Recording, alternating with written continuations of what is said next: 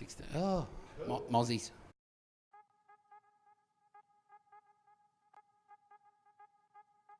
My name's Lindsay Webb. I've been a comedian that has been booked by the Sit Down Comedy Club since 1998.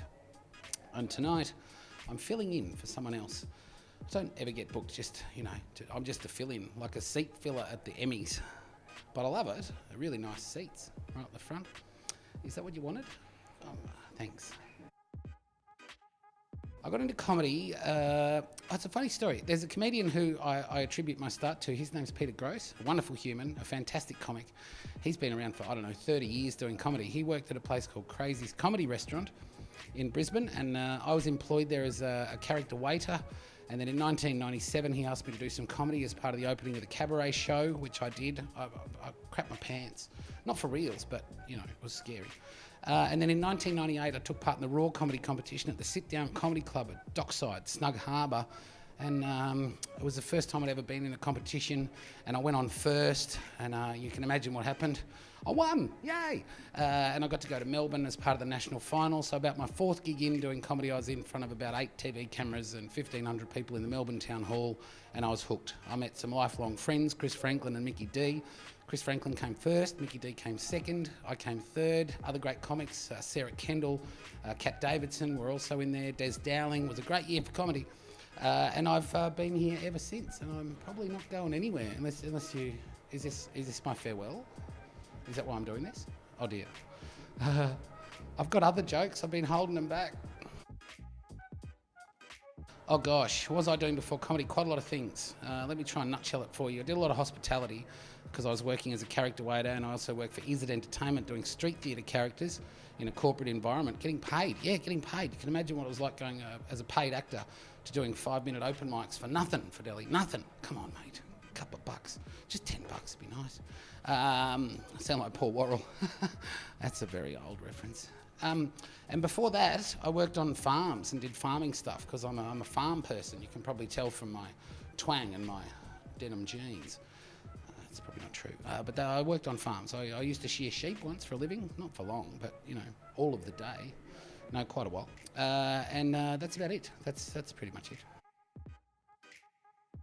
Oh, the best part about being a comedian is sometimes they ask you to record videos and stuff after you've been on stage, and sometimes you just walk off stage and go, God, I wish I could just do some more performing. But this time, like, not to a live audience, just to a blank canvas. It's probably the best part. Oh, and the free booze. Well, let's go with the free booze, because the other one sounded more like a chore. My first gig ever was at Crazy's Comedy Restaurant. Yeah, my first official gig in not stage makeup and as a character was at the Sit Down Comedy Club. Dockside. Oh, what a venue. Oh, those pizzas with the cashews. Oh, it was good days. Great times. A night that I bombed. Oh God, there's been so many of them. There really has. A lot of people say, oh God, I bet you've never died. Oh man, I've died so many times. I'm like a bundle of cats. Seriously, so many lives.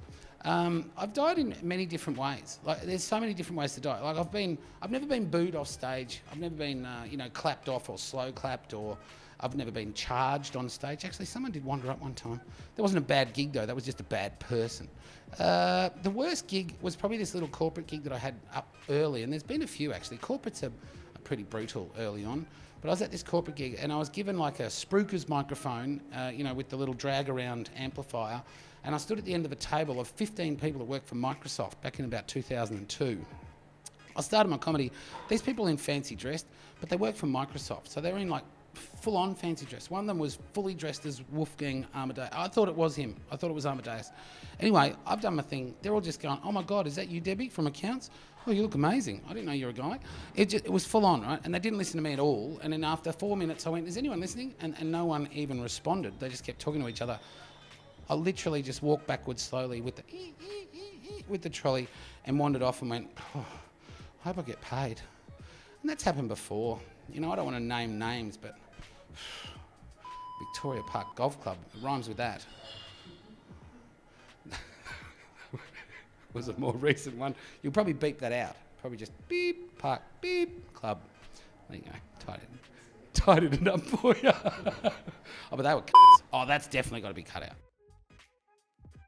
Me, I'm my favourite comedian. Listen, my favourite comedian, I don't know that I have a dead set favourite. I know that seems like I'm just trying to get out of that, but I really enjoy lots of different types of comedy. There are lots of different types. Like, I enjoy musical comedy, I enjoy magical comedy, I enjoy comedy that's not on sometimes, just because I've seen so much of it.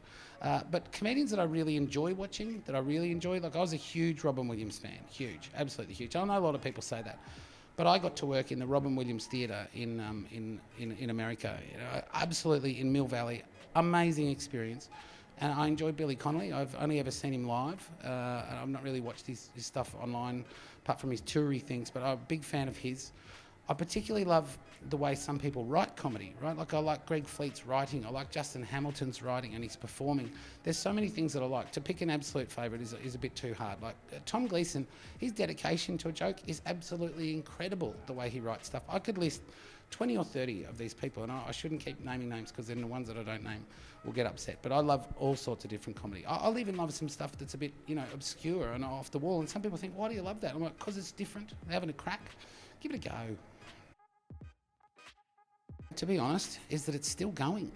Realistically, I'm still here, almost 21 years in, and I think I'm still learning. That's probably my highlight. The fact that I'm still able to learn stuff about comedy and make my life more enjoyable and have more fun for people that are watching me. I think that's my favourite part. Holy shit, comedy has changed heaps during my career. Like, seriously, when I started in '98, we're off the back of the kind of Take My Wife, vaudeville style comedy. Club comedy was just evolving, really. People were still, getting jokes from overseas, or, getting jokes from just going and watching other people and repeating them. Well, that was a thing that happened. Not necessarily right, but that was a thing that happened. I think it's changed so much. There's now more appreciation for more diverse types of comedy. There's obviously, the gender thing has changed. It's not so much of a blokey, lockout world. And to be honest, I didn't enjoy it when it was like that either. It was harsh and cutthroat, and people would tread on you to try and get places, even if they weren't a little bit better. It was a bit annoying, right? So I think it's evolved in a good way. I think it's changed, and I think it's become a bit harder, because there's so many more people now, trying comedy. I think if I was an open mic back when I was, if there was 30 or 40 open mics instead of there being like 10 or 12, it would have been heaps harder to find your way to the top. So I think it's evolved in lots of good ways. I think it's become a bit harder to perhaps break into, but in saying that, you can start on YouTube now. You don't even need to do 5 minutes of comedy somewhere. So I think it's good. I think there's more comedy and more audience. So I think it's evolved well. Yeah, watch it. Watch heaps. One of the things that annoys me most is when people come to a show that they're in, like a 5-minute act or a support act or even a host, who doesn't take time to watch the acts, and especially when you're younger, especially if you're an open micer. If you do your spot and you don't have to be somewhere, stay and watch the show. Watch what the other people do. Watch that audience react with different jokes. Try and find what they were really into. It gives you great insight. Go and watch some comedy. Live comedy. Get off the YouTubes. Get up. Stop watching this. What are you doing? Get outside. You know what? Next for me is just what I'm doing now. Clubs, corporates, some podcasting, some live events here and there, festivals. Festivals are a big part of my year now. So that's, it's probably a third of my year taken up by festivals. And what that does is starves you from the market when you're doing clubs. So you've got, 2/3 of the year to fit a whole year's worth of work in. It's quite good. It's good fun.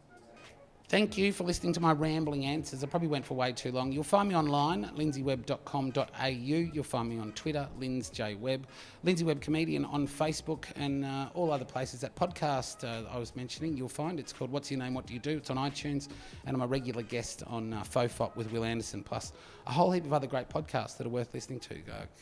Comedian's Comedian with Stuart Goldsmith, that's a great one. I've been on some crackers, so crack into it. Thanks for listening. See you next time.